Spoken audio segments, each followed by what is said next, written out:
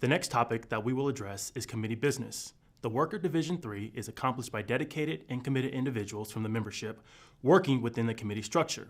Having an understanding of how your committee conducts its business will help you settle into your role as a new committee member and hopefully allow you to immediately contribute to committee's work. In this portion of the training, we will discuss the following topics related to committee business: the purpose and mission of committees, committee member term limits, committee composition, and communication. The most productive and effective committees have knowledgeable and engaged committee members who understand the purpose and mission of their committee. To assist you in understanding the purpose and mission of your committee, a resource document entitled Division 3 Committee Descriptions is available on the NCAA Division 3 Committee webpage. This document outlines each committee's role in the governance structure and will help you understand how the purpose and mission of your committee fits into the NCAA Division 3 philosophy and the big picture of Division 3. Familiarize yourself with this resource and utilize it as a guide in your role as a committee member. NCAA Bylaw 21 outlines committee member term limits as well as eligibility and composition requirements for Division 3 committees. In general, Division 3 committee members are limited to one 4-year term. In some situations, a committee member may be eligible for reappointment for a second term. The composition of committees is based on a number of factors, including representation from different geographical districts or regions, positions such as administrator or coach, gender, ethnicity, and for association-wide committees, representation from different NCAA divisions. Some committees within the Division 3 governance structure and association-wide committees have representation from the Division 3 National Student-Athlete Advisory Committee. Term limits and composition requirements are listed on committee rosters, which are posted on ncaa.org on the Division 3 committee page. Each roster includes the name, title, institution, and conference of each committee member, as well as the committee chair and NCAA staff liaisons. The Division 3 Nominating Committee reviews committee members' nomination forms and forwards recommendations to the Division 3 Management Council for approval. Committee chairs are selected by a vote of committee members, and no committee member may serve more than 2 years as the chair. If you have questions about your appointment or eligibility for reappointment, contact your NCAA staff liaison. If a committee member changes job positions and/or moves to a new institution, the staff liaison, in coordination with the NCAA committee administrator, will determine if the committee member is still eligible to serve on the committee. If a committee member is unable to participate in the majority of committee meetings or teleconferences, he or she may be removed from the committee upon recommendation of the committee chair and the staff liaison. Committee members are expected to attend all in-person meetings and participate on all teleconferences.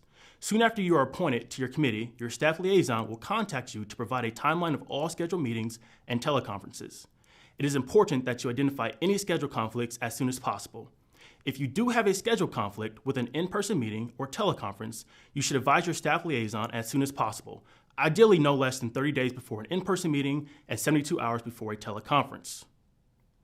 Communication will be essential to your success as a committee member. NCAA committees use several methods of communication, such as memorandums, emails, and teleconferences.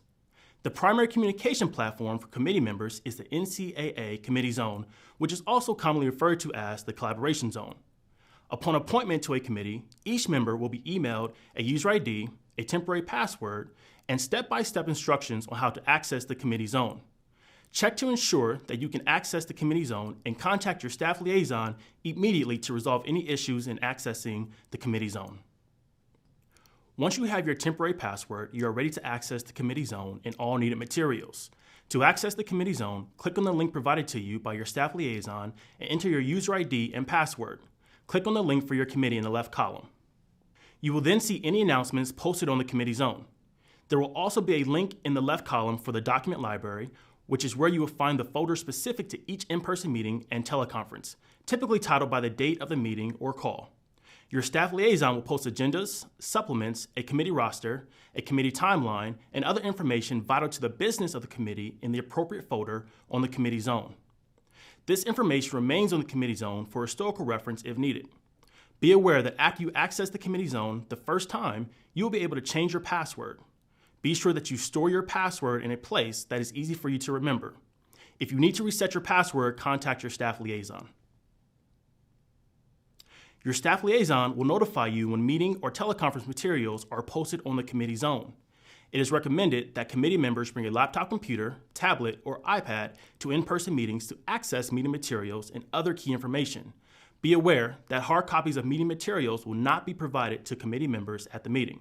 For all meetings at the national office, committee members have free access to the internet. This section of the committee training video will outline NCAA committee travel policies. As a committee member, you will be expected to travel to at least one in-person meeting each year. Committees generally meet in the same month or months each year, although the specific meeting dates within the month may fluctuate from year to year. It's important that you are aware of and follow NCAA committee travel policies when traveling to in-person meetings. The travel policies outline how transportation arrangements and hotel accommodations are confirmed and specify which travel expenses are reimbursable. Before each in-person committee meeting, your staff liaison will send each committee member a memo with the meeting details and instructions for how to book travel to the meeting.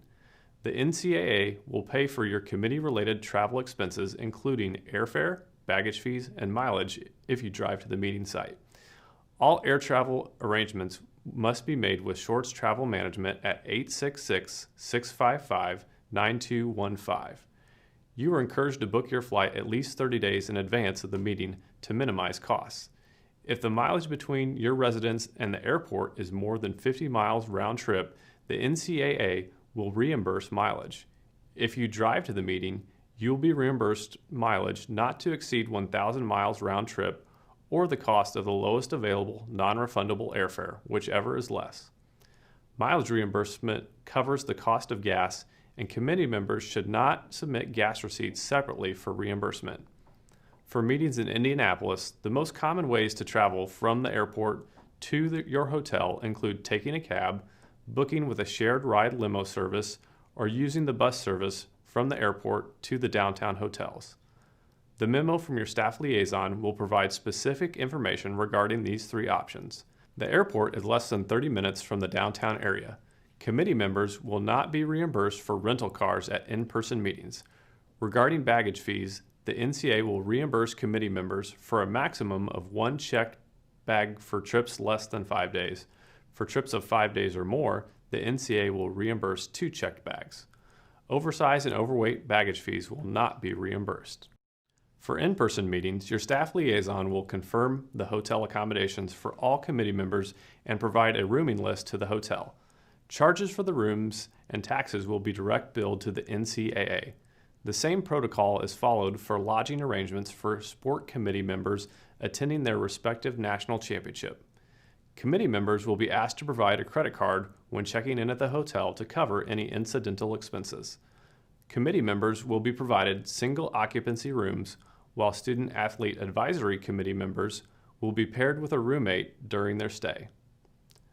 Hotels will usually be within walking distance of the NCAA national office.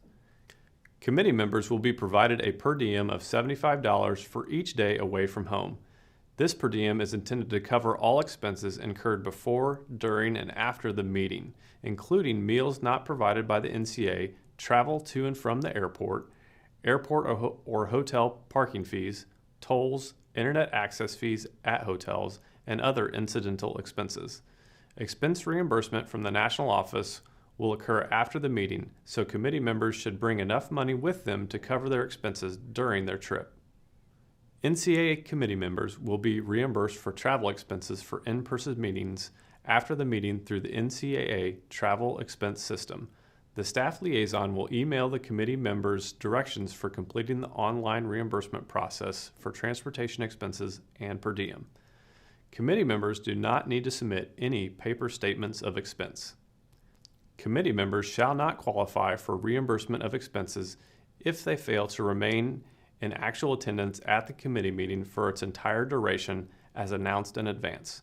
However, staff liaisons may grant an exception to committee members with valid reasons for arriving late or departing early in order for committee members to receive the full reimbursement.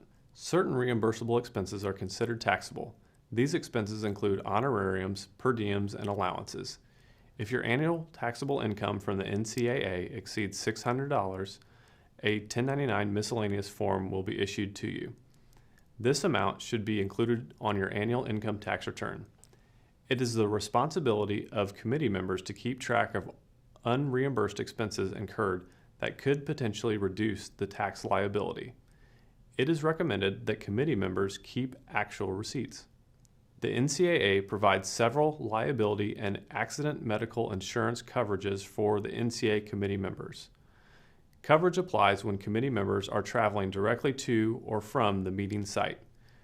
When a travel itinerary includes interim stops for business not associated with committee duties, NCAA travel coverage applies only during the legs of the trip immediately to or from the meeting site.